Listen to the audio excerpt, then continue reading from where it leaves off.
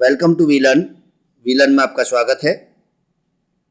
Subject change management, session number 3, organisational life cycle.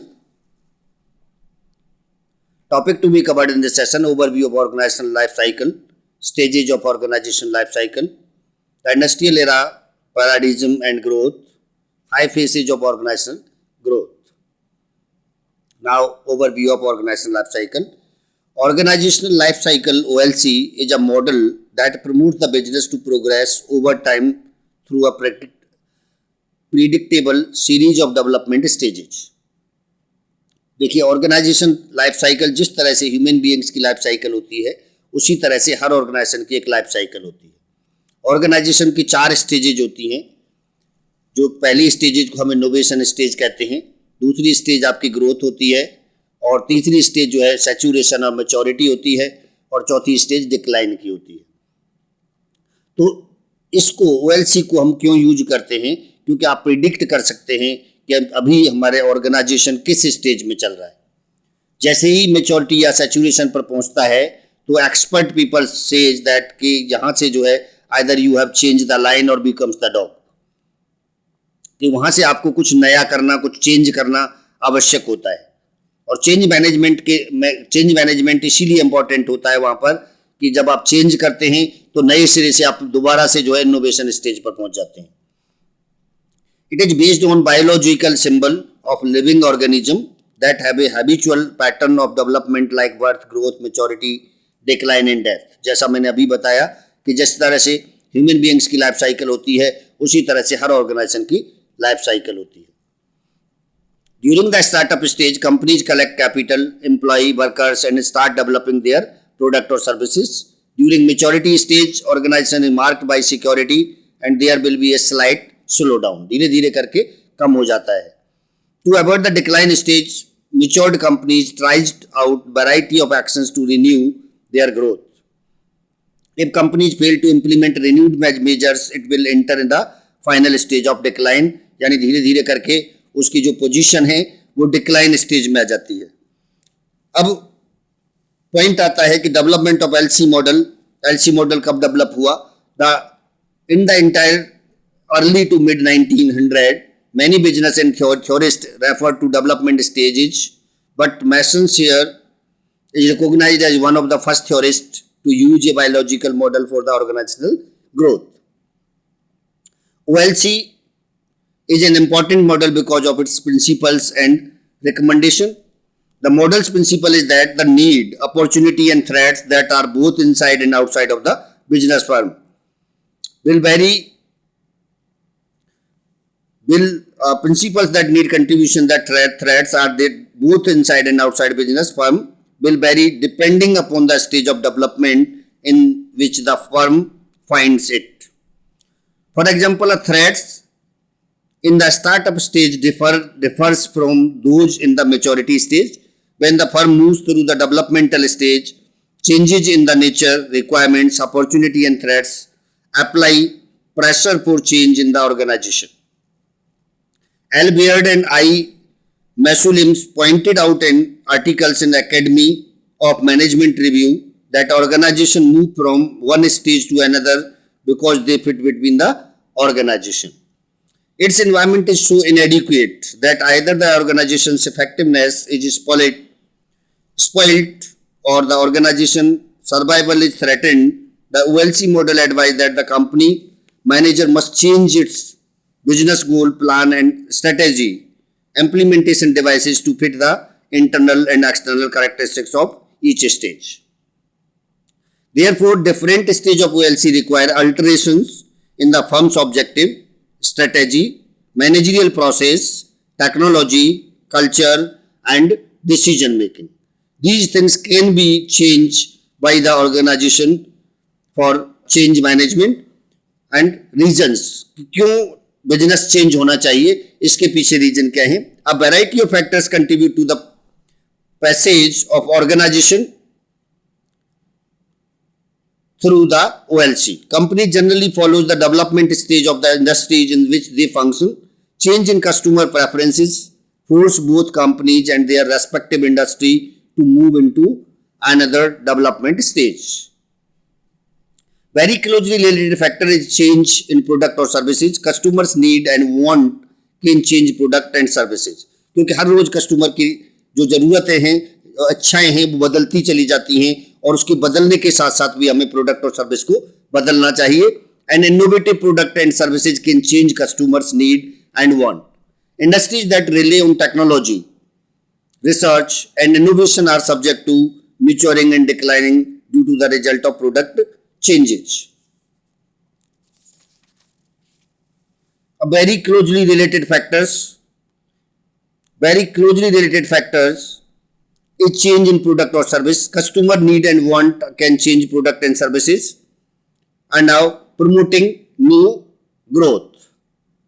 According to Leroy Thompson, junior authors of Mastering the Challenges of Change, companies must attempt to introduce innovation and companies management must emphasize creativity at this point in order to support new growth. As the company matures, it should focus more on external factors that can lead to decline.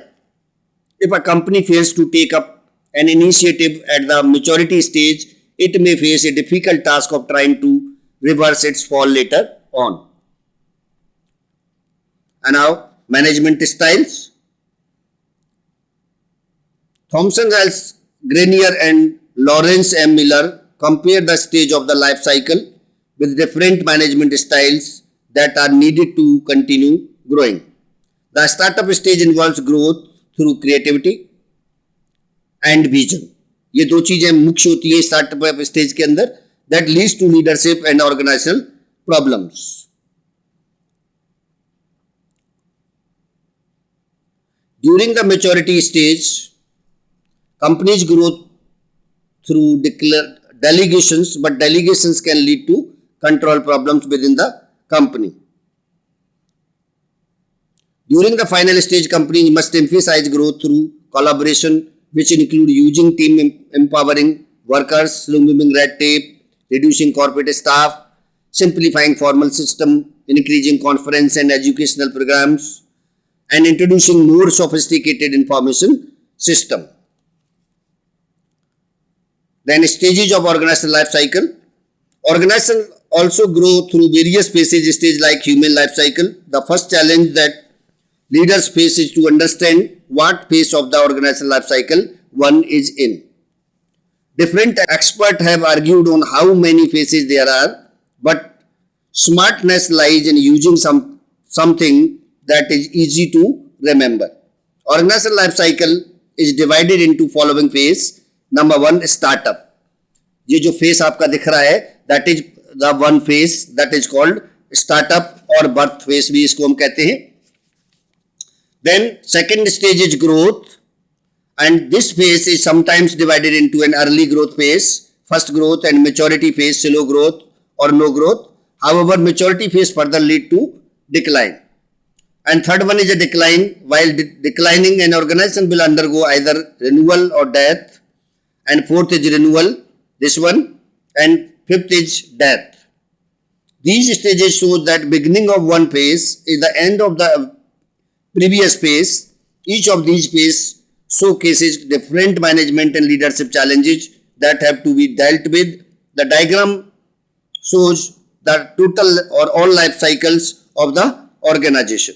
So, that's in the startup phase, the entrepreneur thinks about the business form. A management group write a business plan. The company goes into the growth phase when the investors write the check.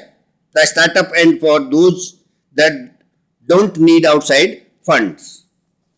And we think about the growth phase. In the growth phase, we expect to see revenue increasing, new services and product developing, more employees recruiting and so on. For example, the management textbook believe that sales growth each year, but in reality, it is different as a company can have both good and bad years depending on the market condition. In organizations that have been running for a few years, dry root sets in.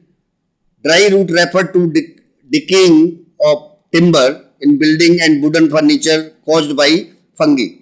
So many companies have their own types of programs relating to organizational development in place. Then declining phase, corporate insanity is seen in this phase. Corporate insanity can be defined as doing the same thing in same way but expecting different results. Management expect to better next year but doesn't know or unwilling to change to get better result. An easy truth was shown in 2003 study of 1900 professionals who helped business that were in trouble. The source of many organizations will not enter decline phase unless there are precise programs of transformational leadership development. If senior leaders detect the symptoms of the decline at early stage, they can easily deal with it. And now organizational life cycle and the small business owners. Entrepreneurs who are involved in the early stage of business will not be preoccupied with the issue of decline. Small business enterprises that are well established find OLC studies more relevant comparably to the large organization. The diagram shows the S curve, but entrepreneurs and managers should be aware that their business is always somewhere in the life cycle scales. And the business success is predicted by recognizing where your business is situated in the measuring stick. Now the industrial era, paradigms and growth. The industrial era, also known as the Industrial Revolution, was a period in which primary changes occurred in the agriculture, textiles and metal manufacturing, transportation, economic policies and the social structure in England. This period is labelled as a revolution because it thoroughly destroyed the old manner of doing things. Agriculture changes. Agriculture was an essential source of raw material for the textiles industry. The superior yield of the agriculture sector is credited to improved techniques and practices developed during this period. The changes that occurred in agriculture made it possible to feed all the people who were attracted to the industrial centers as factory workers. Then textiles. Before 1760, the manufacturing of textiles happened at homes. The organization of the textiles industry was complicated and grossly inefficient before the age of mechanizations. Change in the textiles industry had already occurred in the early of 1700. In the mid 1760s, the textiles industry experienced rapid changes. Arkwright and others developed the water frame which performed similarly to Paul's roller spinners. Arkwright took financial support of Samuel Need and Judith Stroud to set up a water-powered factory that utilized his invention. The factory establishments were large, dirty, poorly illuminated and ventilated and dangerous. Working conditions in these factories were not restricted to regulation. Then coal mine. The working environment and practices of coal mining during 18th and 19th century were risky and worst. Different methods of coal mining were employed throughout England. Improvements were made in tunnel ventilation, underground and surface of transportation, use of gunpowder to blast the coal and tunnel illuminations through use of the safety lamps. Then iron industry also improved in the early 18th century. Abraham Darby produced pig iron smelted with coke. Iron produced through this method was impure and breakable, making it unsuitable for the forge master to be able to fashion into implement, so its use was limited to casting. Then transportation. Finished product, raw material, food and people needed a dependable, faster and expensive system of transportation. Earlier, Canals and rivers were used as a means of internal transportation during the mid-1700s. First constructions of canals between industrial districts started. The philosophy of rail transport was already in use in the late 1700s. Trampway using cast iron rails were employed in numbers of mines in England. George Stephens is the pioneer of railroads, dominated the transportation scenes in England for almost a century. The development of dependable, resourceful rail service was essential to the growth of specific industries and overall economy. Then steam. The development of steam power was the greatest technical achievement of the Industrial Revolution. Many industries needed enormous power to produce steam engine. In order to continue their advancement in production during this time, James Watt invented the steam engine. The development of realistic, resourceful steam engine and its application to industry and transportation increased industrialization. Then human aspect. In 18th century, there was an increasing population. There were four main reasons for the growth: a decline in the death rate and an increase in the birth rate. The eliminations of the dreadful plague and an increase in the availability of foods. Factories were located where there was availability of power. Later, when steam power was developed, factories were located where there was availability of water. Industry provided higher wages to individuals, provided people with improved clothing and housing. Houses were provided to workers by their employers. The towns near and around industries were crowded, dirty and unregulated. The area of public hygiene and public health were ignored, which resulted in outbreak of many diseases. There were four main reasons for this growth: a declining the death rate, increasing birth rate, and eliminations of the dreadful plague, and an increase in the availability of food. And now capitalists invested in factories and they gave the necessary force for speedy growth of the industrial revolution. The need of long-term capital were made by mortgaging factory buildings and machineries. The need of short-term capital for raw materials and maintaining stock were accommodated by extending credit to the manufacturers by the producers or dealers. These capitalists needed two kinds of capital: long-term capital to increase present operation and short-term capital to purchase raw material, maintain inventories and to pay wages to their employees. The need of long-term capital were met by mortgaging factory building and machineries. It was the need of short-term capital that presented some problems. The need of short-term capital for raw materials and maintaining stock were accommodated by extending credit to the manufacturer by the producers or dealers. The payment of wages was not an easily solved problem. The root of the problem was lack of an adequate banking system in these industrial centers. And now labor. Factories were poorly ventilated, noisy, dirty, damp and poorly lighted working areas. The factory system changed the manner in which the work was performed. Workers were viewed by their employers merely as hands to do the work. Workers began to realize the strength they possessed.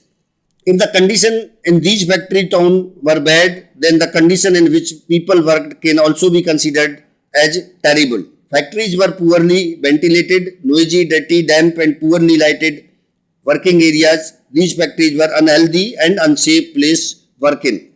The factory system changed the manner in which the work was performed. Workers were viewed by their employer merely in hands to do the work.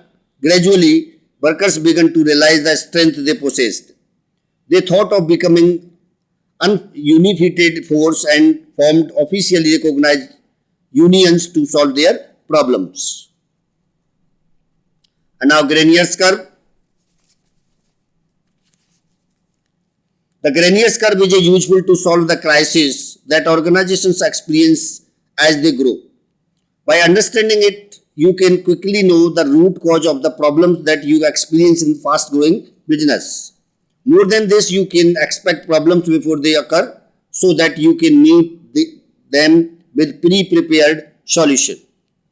Granier's growth model describes various phases that organizations go through as they grow. All kind of organization from design shop to manufacturers, constructions companies to professional services firm experience these phases.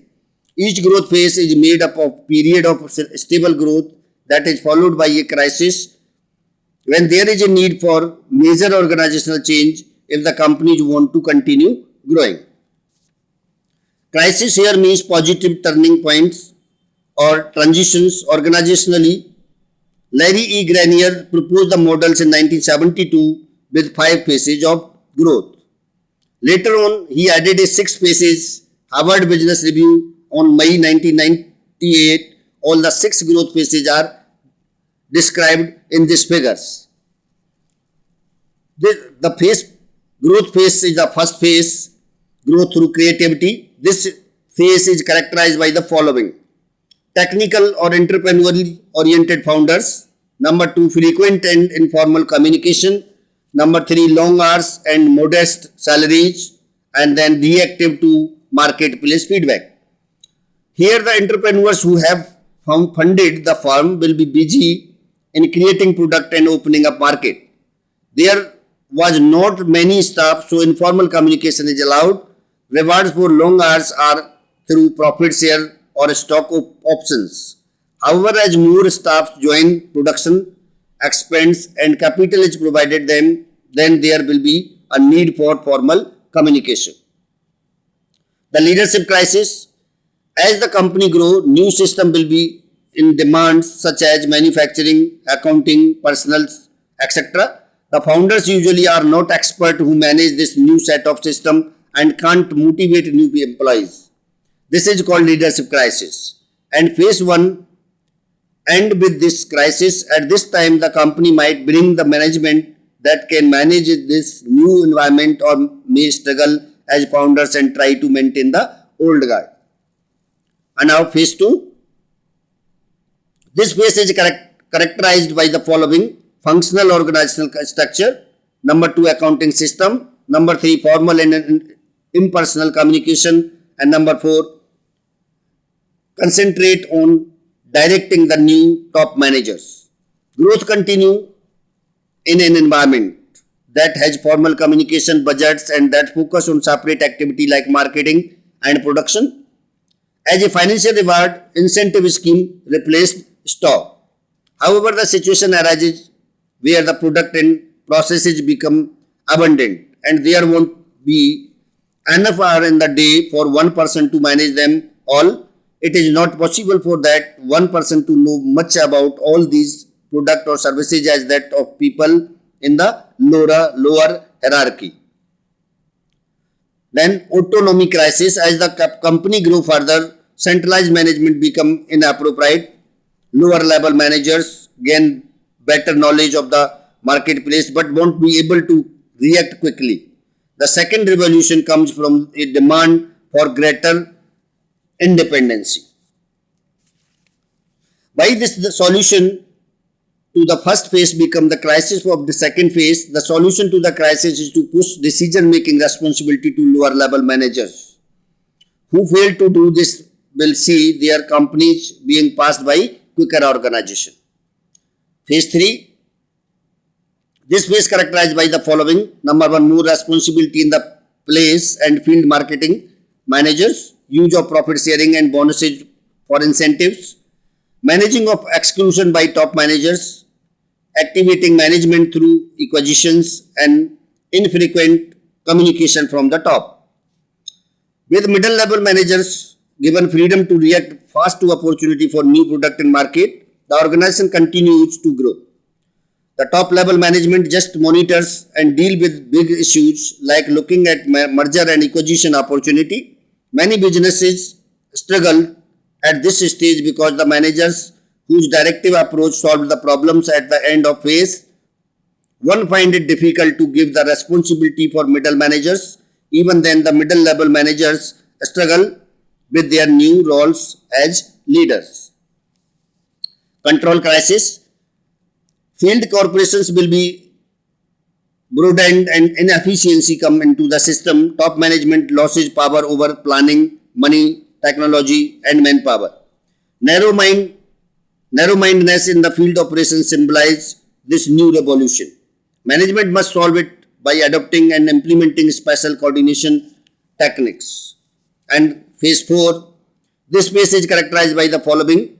Number 1, merging of decentralized unit into product groups, establishing and reviewing formal planning procedure, hiring staff at headquarters to initiate company-wide program, reviewing and distributing capital expenditure across the organization, measuring field organization through the criteria of return on capital, centralizing technical functions such as data processing, using stock options and profit sharing to encourage identity with the firm.